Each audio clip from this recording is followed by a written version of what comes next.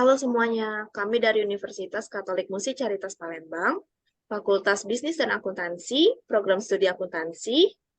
Kami dari kelas PA 702 baru dengan mata kuliah Akuntansi Sektor Publik, dengan dosen pengampu mata kuliah ini, yaitu Ibu Haja Dr. Mutiara Maimunah, Sarjana Ekonomi, Magister Sains, Akuntan, Certificate Accountant, bersertifikat konsultan pajak, Certificate Public Accountant, dan ASEAN GPA.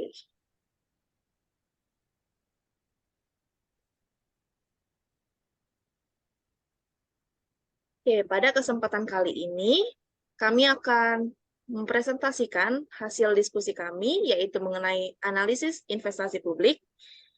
Sebelumnya, kami akan memperkenalkan diri terlebih dahulu. Saya, Silviana Putri, dengan NIM 2021100, dan rekan-rekan saya. Rita Jebua dengan NIM 2021106. Saya Irene Patricia Margaret dengan NIM 2021097. Baiklah, pada materi bab ini, kami akan membahas mengenai yang pertama, yaitu analisis investasi sektor publik. Yang kedua, yaitu mengenai analisis investasi sektor swasta. Dan yang ketiga, yaitu mengenai perbandingan analisis investasi publik dan swasta, yang mencakup perbedaan dan persamaan analisis investasi publik dan swasta. Oke, materi yang pertama, yaitu analisis investasi sektor publik. Yang pertama ada program investasi publik. Dalam melaksanakan fungsi pelayanan masyarakat, pemerintah dihadapkan pada masalah pengambilan keputusan investasi publik. Keputusan investasi publik diperlukan untuk mendukung pelaksanaan program, kegiatan, dan fungsi yang menjadi prioritas kebijakan. Pengeluaran untuk investasi harus mendapat perhatian yang lebih besar dibandingkan dengan pengeluaran rutin. Karena pengeluaran investasi atau modal memiliki efek jangka panjang, sedangkan pengeluaran rutin lebih berdampak pada jangka pendek. Kesalahan dalam melakukan pengambilan keputusan investasi tidak saja akan berdampak pada anggaran tahun berjalan, namun juga akan membebani anggaran tahun-tahun berikutnya. Investasi publik memiliki anggaran yang erat dengan penganggaran modal atau investasi. Penganggaran modal atau investasi merupakan proses untuk menganalisis proyek-proyek dan memutuskan apakah proyek tersebut dapat diakomodasi oleh anggaran modal atau investasi.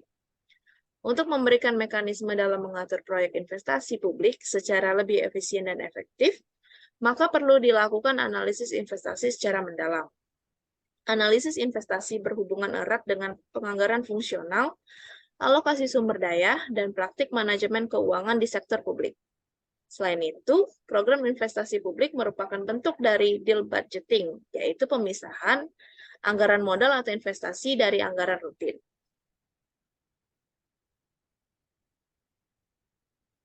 Jadi di kebanyakan negara berkembang, anggaran pembangunan dan anggaran rutin dipisahkan. Fokus perhatiannya ditujukan untuk mengintegrasikan kebijakan dengan pengeluaran manajemen. Dalam praktiknya, terdapat permasalahan yang sulit diselesaikan. Di antaranya adalah sebagai berikut. Yang pertama itu memastikan bahwa program investasi publik yang diajukan merupakan program yang komprehensif. Yang kedua, memperkirakan pengeluaran yang dibutuhkan di masa yang mendatang. Yang ketiga, mengevaluasi relevansi proyek-proyek yang ada.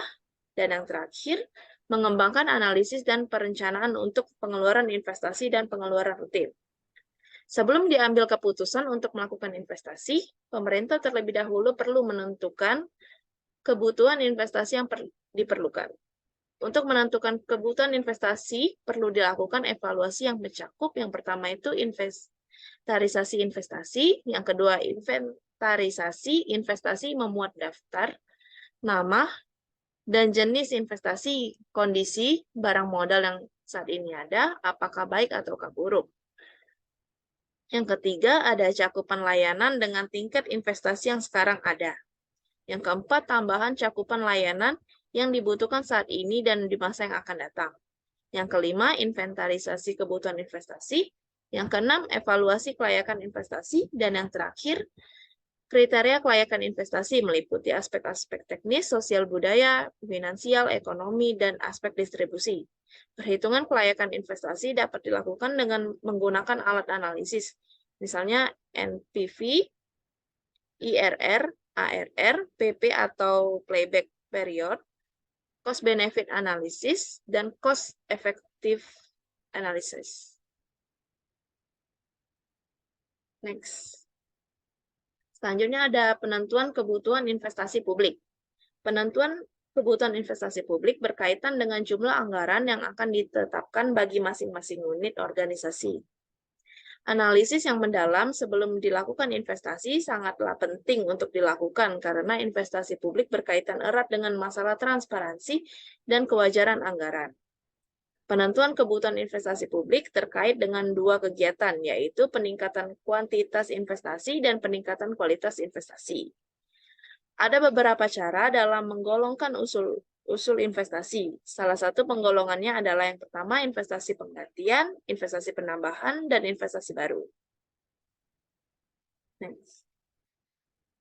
Pengeluaran investasi untuk penggantian barang modal mengikuti pola umur manfaat barang modal. Bila umur ekonomi barang modal telah habis, maka perlu pembelian barang modal baru untuk menggantinya. Penilaian investasi publik perlu mempertimbangkan umur teknis dan umur ekonomis dari barang modal yang akan dibeli. Umur ekonomis terkait dengan perkiraan waktu efektif suatu barang modal dapat memberikan manfaat, sedangkan umur teknis terkait dengan kemampuan barang modal dalam memberikan manfaat, sehingga tidak mampu lagi memberikan manfaat. Bila barang modal telah usang dan tidak mampu lagi memberikan manfaat, berarti umur teknis barang modal tersebut telah habis. Investasi penambahan barang modal perlu dilakukan bila terjadi tuntutan peningkatan cakupan pelayanan. Jumlah penambahan unit barang modal ditentukan oleh produktivitas barang modal yang saat ini ada. Produktivitas barang modal diukur berdasarkan rasio antara input dengan output yang dihasilkan. Rasio ini pada dasarnya mencerminkan tingkat efisiensi barang modal yang bersangkutan. Jika suatu barang modal sudah kurang atau tidak efisien lagi, sementara terjadi kenaikan cakupan pelayanan yang harus dilakukan pemerintah, maka pemerintah harus mempertimbangkan untuk melakukan investasi penambahan kapasitas. Baiklah, selanjutnya akan dilanjutkan oleh rekan saya, yaitu Rinita Zebuah. Silakan. Baik, di sini saya akan menjelaskan tentang aspek kelayakan investasi. Aspek teknis. Aspek teknis merupakan bagian penting dari analisis investasi yang harus dipertimbangkan. Jika suatu usulan investasi sudah tidak layak dilihat dari aspek teknisnya, maka usulan tersebut menduduki prioritas pertama untuk ditolak. Kedua, aspek sosial dan budaya. Untuk melaksanakan suatu proyek, maka perlu mempertimbangkan implikasi sosial yang lebih luas dari investasi yang diusulkan. Aspek sosial budaya ini menyangkut pertimbangan pendistribusian pelayanan secara adil dan merata, sehingga mampu memberikan manfaat yang besar bagi masyarakat. Aspek sosial budaya mencakup juga aspek legal dan lingkungan supaya suatu proyek investasi yang akan dilakukan harus mempertimbangkan aspek legalitas dan dampak lingkungan yang merugikan. Kemudian aspek ekonomis dan finansial. Pertimbangan aspek ekonomi meliputi kegiatan menganalisis apakah suatu proyek yang diusulkan akan memberikan kontribusi yang nyata terhadap pembangunan perekonomian secara keseluruhan. Apakah kontribusinya cukup besar dalam menentukan sumber-sumber daya yang aspek finansial menerangkan pengaruh-pengaruh finansial dari suatu proyek yang diusulkan. Berdasarkan perencanaan anggaran, keputusan-keputusan mengenai efisiensi proyek secara finansial, solvabilitas, dan likuiditas perlu dipertimbangkan. Aspek distribusi. Keputusan investasi merupakan keputusan yang perlu dikaitkan dengan masalah distribusi pelayanan publik secara adil dan merata. Untuk itu, perlu diketahui siapa yang akan menerima manfaat atau keuntungan yang dihasilkan dari proyek investasi, dari mana mendapatkan modal untuk melaksanakan proyek, apakah public revenue atau oleh individu, apakah terdapat pajak penghasilan atau tidak, apakah proyek dijalankan oleh public agencies atau oleh individu.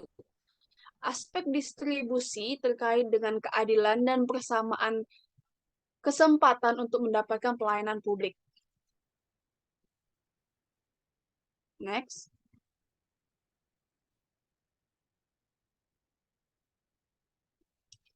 Kemudian ada faktor-faktor yang mempengaruhi investasi publik.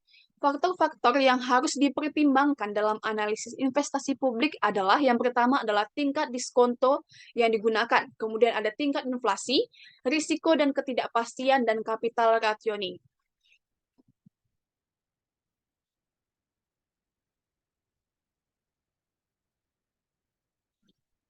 Faktor-faktor yang mempengaruhi investasi publik. Dalam tingkat diskonto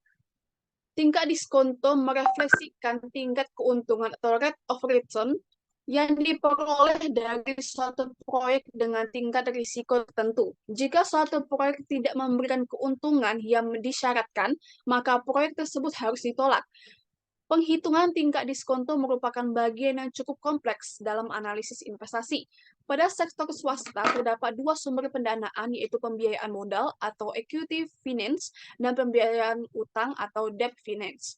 Keuntungan yang diperoleh para kreditur sebagai pemberi utang berupa pembayaran bunga utang, sedangkan investor memperoleh keuntungan berupa dividen dan gain atas saham yang dimilikinya.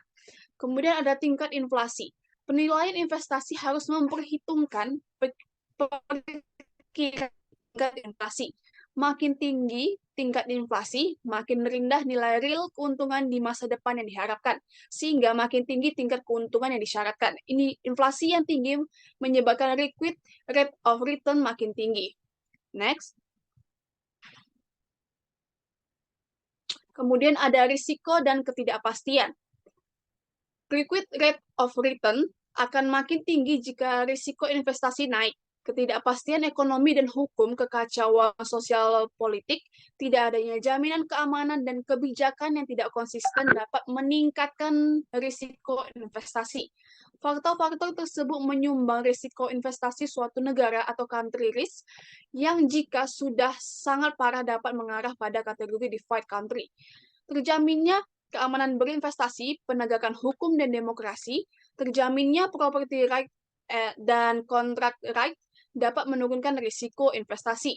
Kemudian adalah capital rationing. Capital rationing adalah keadaan ketika organisasi menghadapi masalah ketersediaan dana untuk melakukan pengeluaran investasi. Dalam keadaan seperti ini, terdapat beberapa alternatif investasi yang dapat dilakukan tetapi tidak tersedia cukup dana untuk membiayai investasi-investasi yang diajukan. Oleh karena itu, harus dilakukan yang namanya pemeringkatan investasi.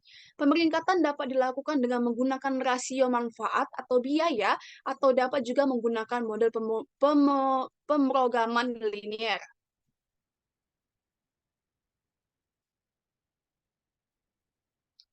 Kemudian ada teknik dasar penilaian investasi publik. Pada dasarnya, prinsip penilaian investasi sangat sederhana. Terdapat 4 langkah utama untuk mengevaluasi suatu proyek investasi, yaitu yang pertama adalah identifikasi kebutuhan investasi yang mungkin dilakukan. Organisasi sektor publik seringkali dihadapkan pada banyak alternatif investasi untuk mencapai tujuan organisasinya. Oleh karena itu, perlu diidentifikasi alternatif-alternatif yang memungkinkan untuk dianalisis lebih lanjut. Keterkaitan antara satu proyek dengan proyek yang lain perlu dipertimbangkan untuk mengetahui sejauh mana penerimaan atau penolakan suatu investasi akan mempengaruhi investasi yang lain. Kemudian ada menentukan suatu manfaat dan biaya dari proyek yang akan dilaksanakan. Perhitungan manfaat dan biaya harus pula memasukkan analisis manfaat dan biaya sosial yang ditimbulkan dari investasi publik yang akan dilakukan. Pada organisasi sektor publik, biaya dan manfaat seringkali tidak dapat secara langsung diukur dengan satuan uang, sehingga teknik-teknik analisis biaya manfaat sangat cocok untuk diterapkan. Dalam analisis biaya manfaat ini, benefit atau manfaat ditekankan pada semua keunggulan ekonomi dan sosial yang diperoleh. Sedangkan untuk cost atau biaya yang ditekankan pada kelemahan-kelemahan proyek dikuantifikasikan dalam bentuk uang. Sebagai contohnya, ketika suatu organisasi sektor publik merencanakan membuat sebuah jalan baru, maka akan muncul monetary cost untuk biaya konstruksi dan perawatan. Di samping itu juga akan timbul biaya-biaya sosial dari proyek tersebut. Misal biaya yang muncul dalam bentuk perusakan pemandangan, polusi udara, kemungkinan bertambahnya kecelakaan, dan lain sebagainya. Di lain pihak, manfaat-manfaat sosial juga akan diperoleh dari pembuatan jalan baru tersebut seperti pengurangan kemacetan lalu lintas, mempercepat perjalanan, mengurangi biaya pendistribusian barang, dan lain sebagainya.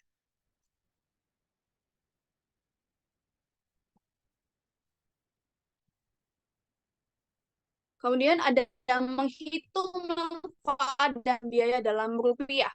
Langkah kedua adalah menghitung manfaat dalam biaya investasi dalam satuan rupiah.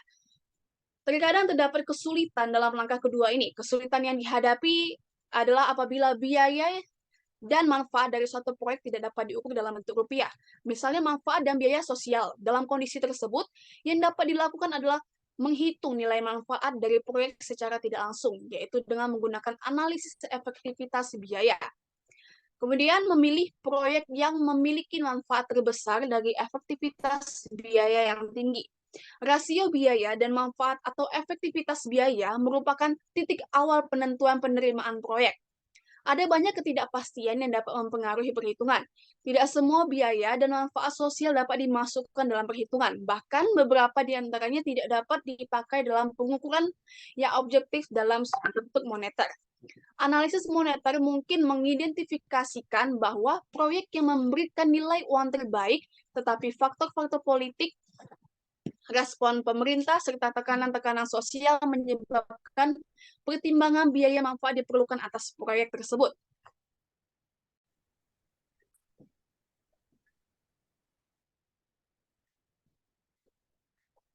Analisis payback period. Metode payback period digunakan untuk mengetahui jangka waktu pengembalian investasi. Payback period dirumuskan sebagai berikut. Payback period sama dengan investasi awal dibagi dengan keuntungan tahunan. Payback period merupakan teknik analisis investasi yang relatif mudah dan sederhana sehingga banyak digunakan. Namun demikian, payback period mengandung kelemahan, yaitu metode ini mengabaikan penerimaan investasi atau proset yang diperoleh setelah payback period tercapai. Metode payback period mengabaikan nilai waktu uang. Metode payback period tidak dapat digunakan untuk pengambilan keputusan investasi yang bersifat mutually eksklusif. Kemudian ada analisis biaya manfaat atau cost benefit analysis.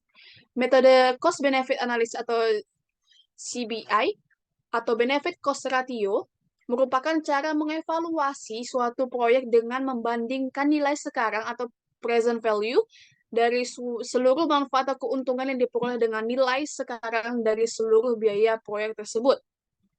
Berdasarkan CBA, kriteria keputusan penerimaan proyek didasarkan pada proyek-proyek yang memberikan nilai keuntungan yang lebih besar dari biayanya. Keuntungan dalam analisis biaya manfaat harus pula memasukkan keuntungan sosial dan biaya sosial. Proyek yang diterima adalah proyek yang dimiliki keuntungan sosial yang didiskontokan, yang lebih besar dari nilai biaya sosial yang didiskontokan. Atau rumusnya adalah gross present value sama dengan benefit atau cost ratio dibagi dengan investasi. Lanjut. Kemudian ada analisis efektivitas biaya. Analisis efektivitas biaya dilakukan karena terdapat kesulitan dalam menghitung biaya dan manfaat sosial secara kuantitatif. Analisis cost effectiveness meliputi penilaian terhadap biaya dan manfaat yang dapat dikuantifikasi, baik di masa sekarang maupun di masa yang akan datang atas suatu proyek dengan pengaruh atau dampak yang tidak dapat dikuantifikasikan namun tidak dinilai. Dengan kata lain, analisis ini memusatkan pada pengukuran suatu yang dapat diukur. Langkah-langkah dapat melakukan analisis efektivitas biaya adalah sebagai berikut. Yang pertama, menentukan jumlah dan waktu atas semua biaya modal. Yang kedua, membuat estimasi biaya yang akan terjadi atau running cost selama umur yang diharapkan dari suatu proyek. Yang ketiga, membuat estimasi output terukur selama umur yang diharapkan dari suatu proyek. 4. Membuat estimasi pengaruh biaya dan pendapatan atas aktivitas yang dilakukan. 5. Mendiskontokan biaya dan manfaat yang dapat diukur untuk memungkinkan melakukan perbandingan. Dan yang terakhir, menjelaskan secara realistis mengenai kemungkinan adanya biaya-biaya dan manfaat yang tidak dapat dikuantifikasi yang akan muncul dari proyek yang akan dijalankan.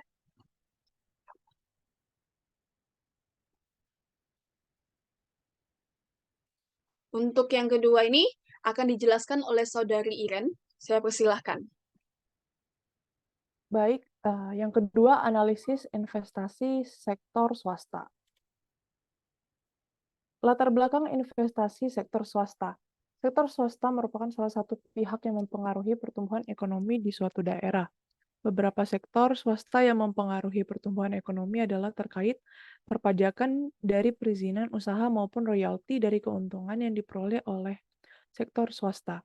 Besaran biaya yang dikeluarkan oleh perusahaan terkait kewajiban perusahaan tersebut merupakan hak yang diterima oleh pemerintah daerah tempat di mana perusahaan tersebut berada. Besaran pendapat suatu daerah diperoleh dari sektor swasta sangat dipengaruhi oleh besar kecilnya perusahaan maupun seluruh sektor yang berada di daerah tersebut. Pendapatan ini selanjutnya dikelola oleh pemerintah daerah yang dijadikan sebagai pendapatan asli daerah, sehingga pada akhirnya dapat meningkatkan pertumbuhan ekonomi di daerah tersebut. Selain itu, dengan pertumbuhan ekonomi di suatu daerah berjalan dengan baik, maka sektor lainnya pun akan mengalami perubahan secara positif seiring dengan pertumbuhan ekonomi di wilayah tersebut. Masyarakat dengan pendapatan lebih dari cukup, keluarganya cenderung mampu untuk memenuhi kebutuhan secara berlebih. Namun, di lain pihak, masyarakat dengan pendapatan cukup hanya mampu memenuhi kebutuhan dasar keluarganya. Perbedaan tingkat pendapatan masyarakat ini dapat dilihat atau dipengaruhi oleh beberapa faktor, di antaranya adalah pendidikan dan skill. Pengertian investasi sektor swasta. Investasi swasta adalah investasi yang dilakukan oleh pihak swasta dan tujuan dari investasi tersebut adalah untuk menghasilkan keuntungan atau profit oriented. Investasi swasta merupakan penjumlahan dari penanaman modal dalam negeri dan penanaman modal asing. Sedangkan investasi publik dilakukan oleh pemerintah dan tujuannya adalah kesejahteraan masyarakat dan negara itu sendiri. Investasi swasta memiliki efek yang lebih menguntungkan dan lebih kuat daripada pertumbuhan dari investasi publik. Alasannya adalah bahwa investasi swasta lebih efisien dan transparan dibandingkan dengan sektor publik. Investasi swasta memainkan peran penting dalam mendorong pertumbuhan ekonomi. Tujuan investasi sektor swasta.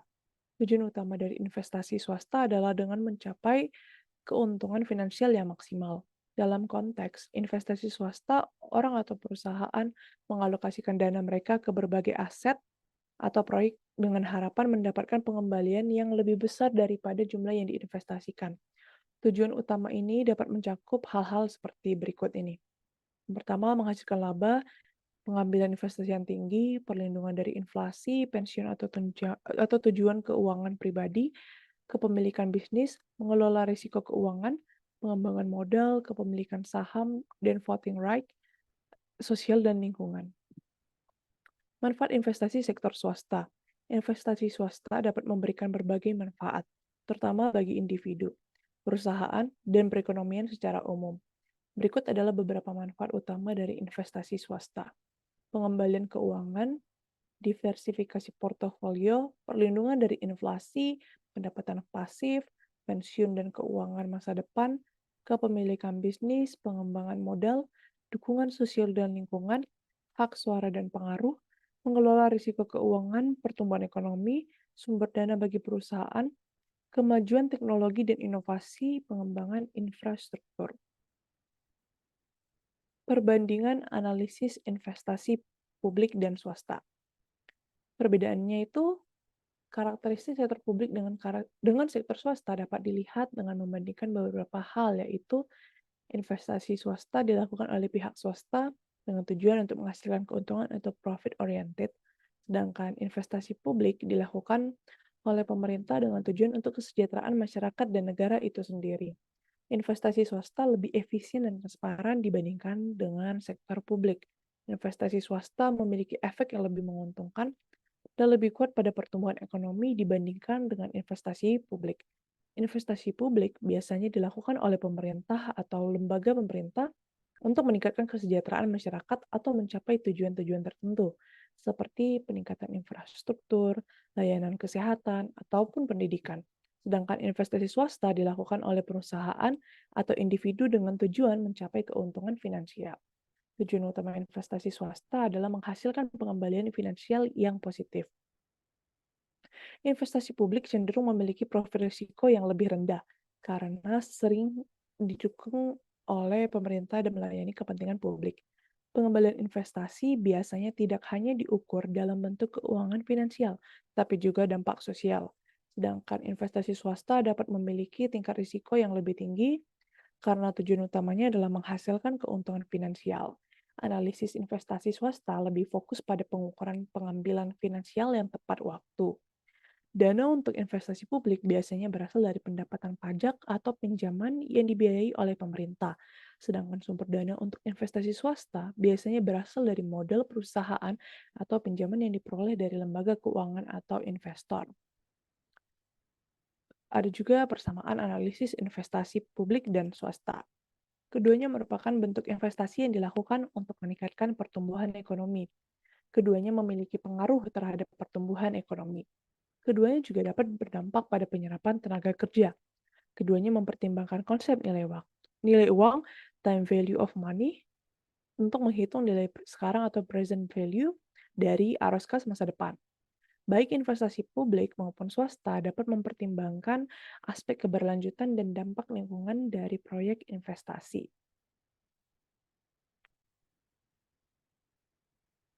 Sekian presentasi pada hari ini.